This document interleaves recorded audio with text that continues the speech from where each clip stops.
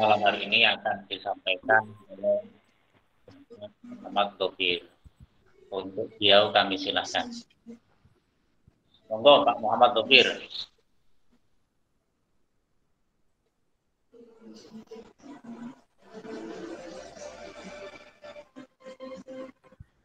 Terima kasih Pak Udori. Saya menyapa dulu untuk Pak Sulistiono. Gimana kabar Pak Sulis?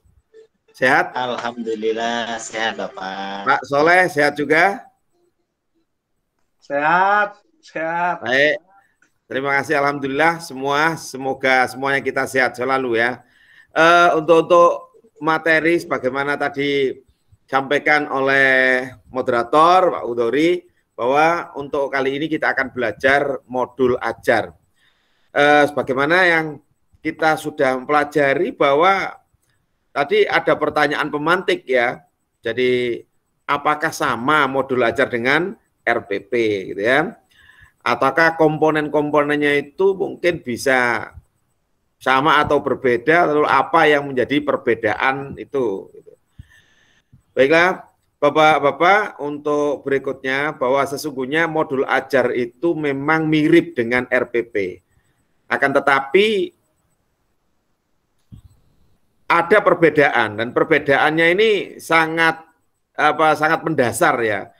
Mengapa perbedaannya sangat mendasar? Karena kalau RPP itu hanya sekedar panduan perencanaan pembelajaran oleh guru, sedangkan kalau modul ajar itu lebih ke panduan kepada siswa untuk belajar, menjadi tutorial mereka untuk belajar. Nah, untuk itu Bapak-Bapak, yang perlu saya sampaikan yang pertama adalah bagaimana komponen-komponen modul ajar itu sesungguhnya. Kemudian nanti akan saya berikan contohnya. Untuk itu saya share dulu materi saya, Pak.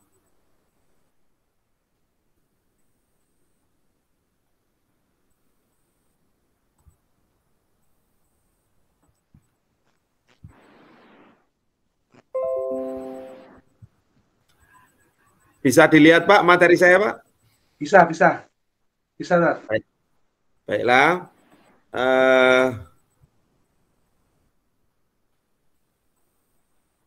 Bisa. Nah Bapak-Bapak, untuk berikutnya sebagaimana saya sampaikan.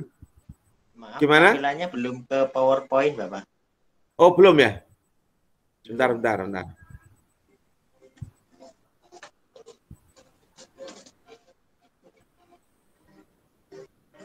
Bentar, saya share ulang.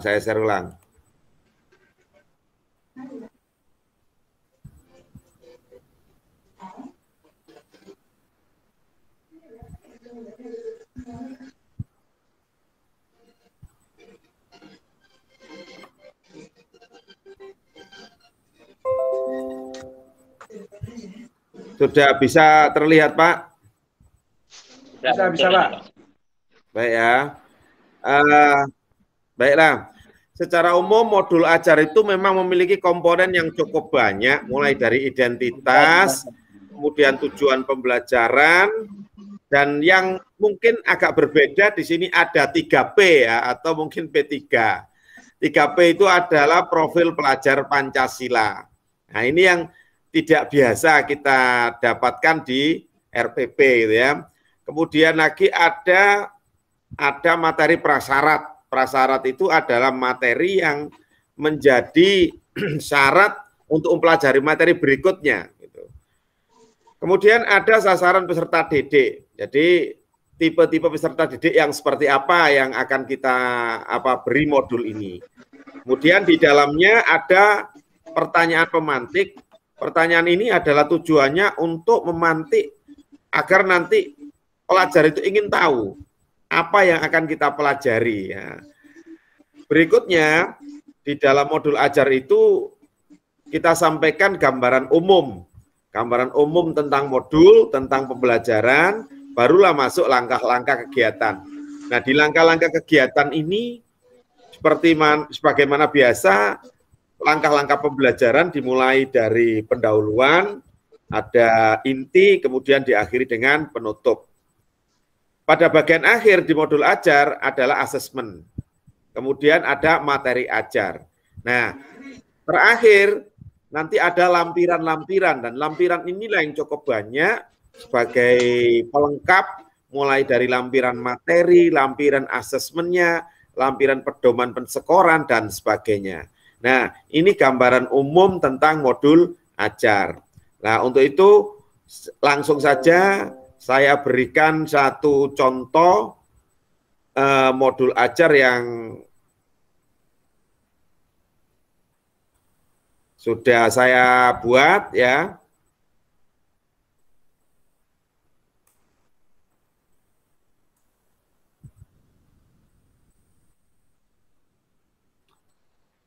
Bisa dilihat Pak ini Pak ya? Ya sudah Pak, sudah. Baik. Bapak, saya memberikan gambaran singkat saja. Ini sekedar contoh saja bahwa modul ajar ini memiliki banyak varian, banyak model. Yang terpenting bagaimana agar peserta didik kita atau siswa kita itu senang dengan modul ajar kita. Maka boleh dimodif ya, dimodifikasi. Gitu. Nah, ini hanya sekedar contoh saja. Di sini modul ajar bahasa Indonesia, saya beri judul, ayo belajar mengevaluasi teks eksplanasi. Nah, belajar mengevaluasi teks eksplanasi ini adalah bagian dari fase E, yaitu untuk kelas 10 dan elemen menulis. Ya. Bapak-bapak, untuk berikutnya, kita sampaikan sarana dan prasarana yang sangat dibutuhkan di dalam modul ajar ini. Mulai dari komputer, jaringan internet, buku, media elektronik, atau mungkin bisa media cetak, dan seterusnya.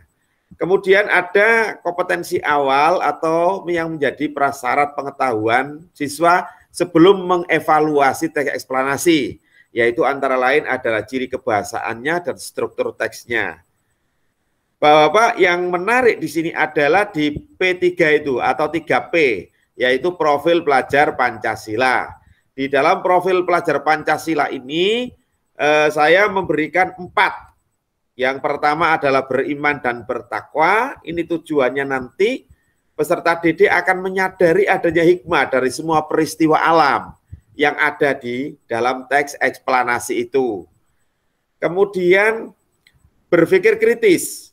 Nah, kita harapkan nanti dalam pembelajaran modul ini dengan mempelajari teks eksplanasi, siswa bisa belajar menganalisis isi dan fenomena dalam teks eksplanasi. Kemudian profil pelajar Pancasila yang berikutnya adalah berkebinekaan global. Artinya apa? Kita mengajarkan kepada anak didik kita agar mereka itu memiliki empati. Empati itu tidak hanya kepada sukunya saja, atau sesama agamanya saja, tetapi semua manusia yang semua manusia dari sebuah golongan, mereka itu akan memiliki empati, terutama bagaimana kalau ada korban bencana alam dan sebagainya itu. Jadi rasa empati itu kepada semua manusia secara global. Nah, itulah yang disebut dengan berkebinekaan global. Kemudian ada karakter mandiri. Karakter mandiri ini adalah diharapkan peserta didik akan mampu menghadapi dan menyelesaikan segala permasalahan, ya, termasuk menyelesaikan tugas-tugas dan seterusnya. Target peserta didiknya adalah reguler dan model pembelajaran yang dipakai adalah pedagogi genre, yaitu pembelajaran berbasis teks. Bapak-bapak dan teman-teman semuanya, untuk komponen inti dari modul ini adalah kita sampaikan tujuan pembelajaran. Nah, tujuan pembelajaran ini sebenarnya adalah turunan dari fase menulis tadi, fase E ya, fase E elemen menulis, yaitu peserta didik mengevaluasi informasi berupa gagasan, pikiran, pandangan, arahan, atau pesan dari teks eksplanasi, dari teks visual dan audiovisual untuk menemukan makna yang tersurat dan tersirat. Kemudian ada pemahaman yang bermakna. Nah, ini yang diharapkan nanti mereka memahami betul makna eksplanasi, bagaimana terdapat berbagai macam teks eksplanasi, kemudian bagaimana strukturnya, kebahasaannya. Lalu pertanyaan intinya adalah inti dari paragraf pertama teks eksplanasi gitu ya. Kemudian apa yang menjadi pandangan penulis dalam menyikapi fenomena dalam teks eksplanasi tersebut. Nah, deskripsi umum pembelajaran di modul ini yaitu bagaimana peserta didik akan melakukan proses evaluasi teks eksplanasi selama 2 pertemuan. Peserta didik akan menggali isi dan pesan dalam teks eksplanasi tersebut.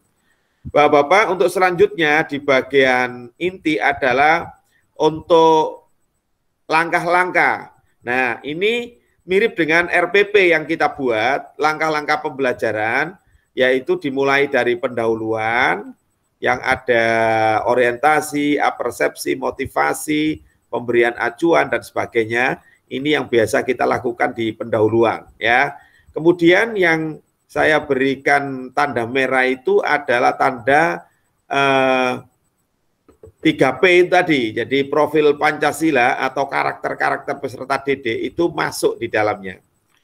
Nah, barulah kemudian ke bagian inti. Nah, bagian inti ini adalah inti pembelajaran. Nah, di dalam inti pembelajaran ini kita sesuaikan dengan model pembelajaran yang kita pakai. Kalau kita pakai model pembelajaran berbasis teks, maka ada 4 tahap. Tahap pertama adalah pembangunan konteks. Tahap keduanya pemodelan. Pemodelan ini boleh oleh siswa atau oleh guru atau oleh orang lain. Kemudian barulah tahap pembimbingan, ini adalah di kelompok. Artinya siswa diarahkan untuk bekerja secara kelompok, kemudian Bapak Ibu gurunya akan membimbing atau beri fasilitasi.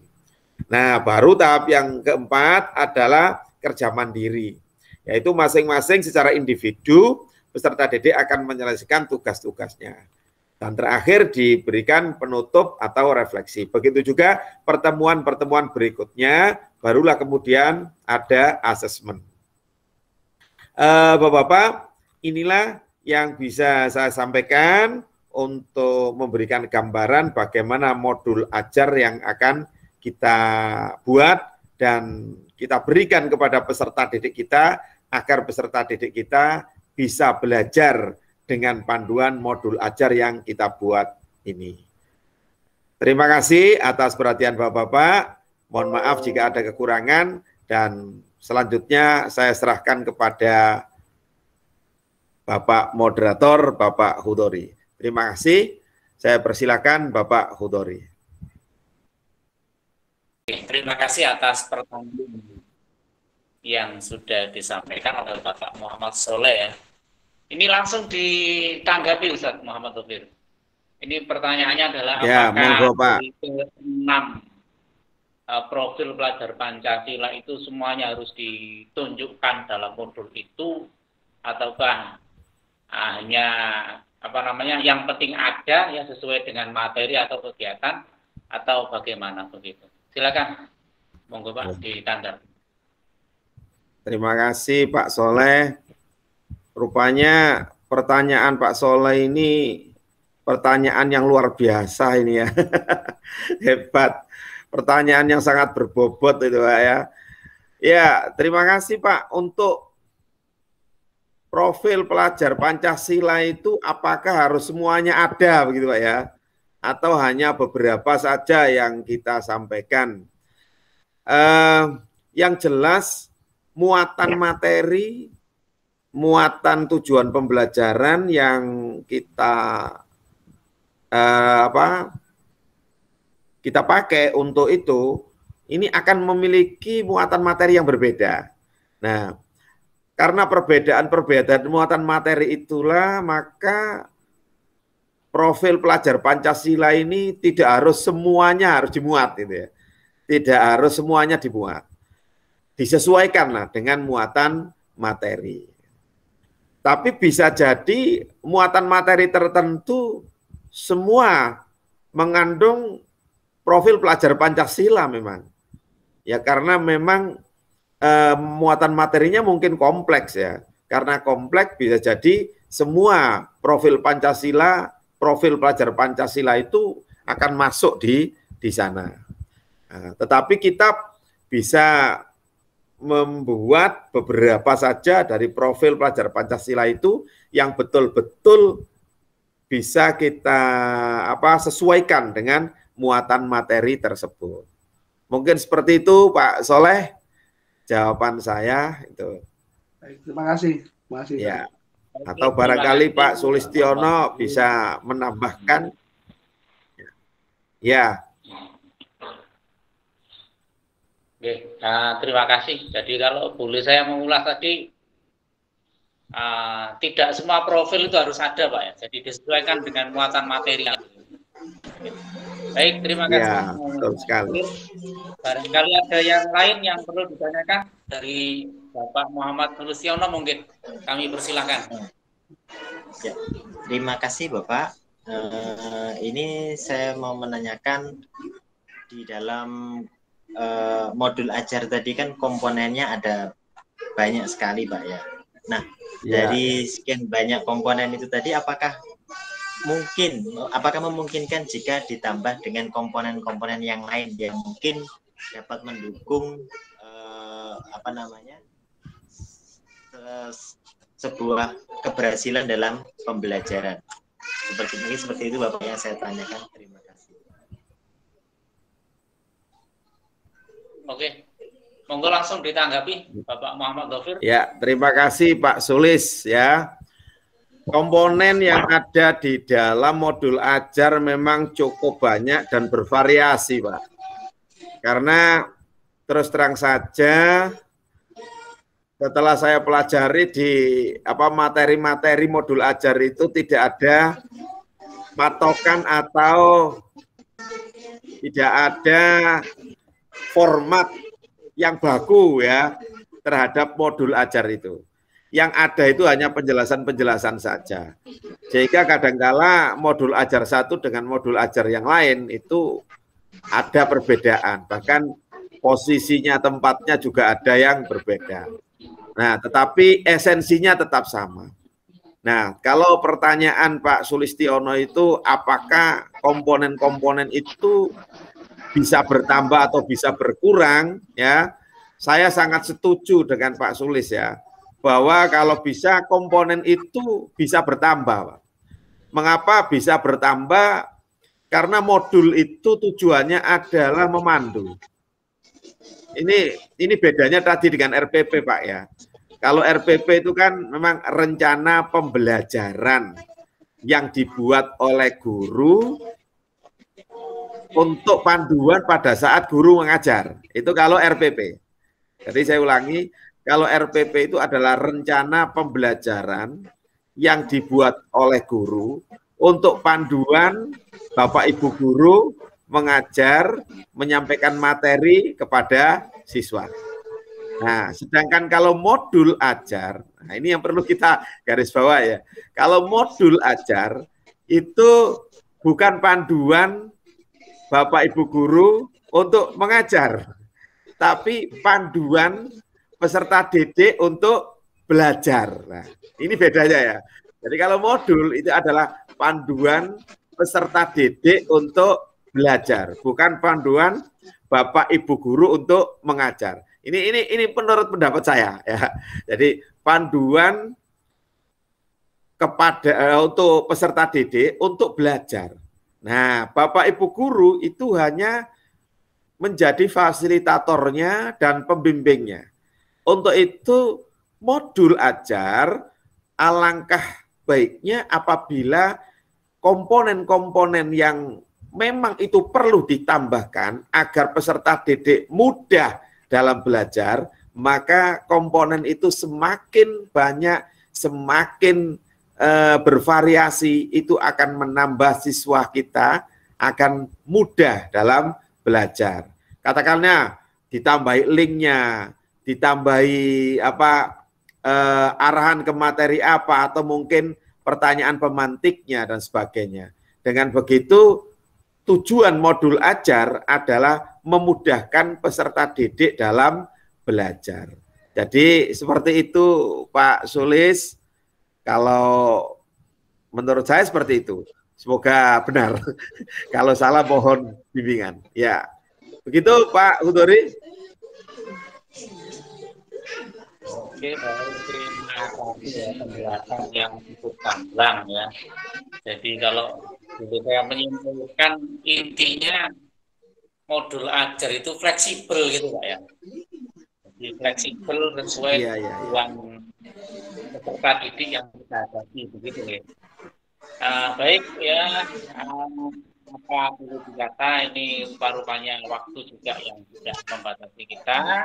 Ya, sampailah kita di penghujung diskusi di malam hari ini. Namun sebelum kita akhiri diskusi di malam hari ini, barangkali dari Bapak sekalian ada yang mau memberikan refleksi yang berkaitan dengan isi dari diskusi kita di malam hari ini. Saya berterima monggo Pak Guru sampai Pak Muhammad Soleh salah satu untuk memberikan refleksinya. Monggo Pak Soleh, refleksinya Pak Soleh. Soleh. Baik, mari refleksi. Oke, terima kasih ya. Mari kita refleksikan, yaitu tepuk 3P. Ya. Oke, siap, Pak? Iya. Ya, tepuk 3P. Tepuk 3P. Profil. Belajar Pancasila. Jos. Kelompok 2 siap. Belajar bergerak makna semua murid merdeka. Oke, terima kasih, tepuk tangan untuk kita bersama. Baik, Bapak sekalian, saya rasa cukup untuk diskusi kita di malam hari ini. Mudah-mudahan membawa manfaat ya bagi kita, khususnya bagi para siswa kita juga, dan bagi lingkungan kita. Amin. Wabillahi taufiq wal hidayah. Wassalamualaikum warahmatullahi wabarakatuh. Waalaikumsalam warahmatullahi warahmatullahi wabarakatuh.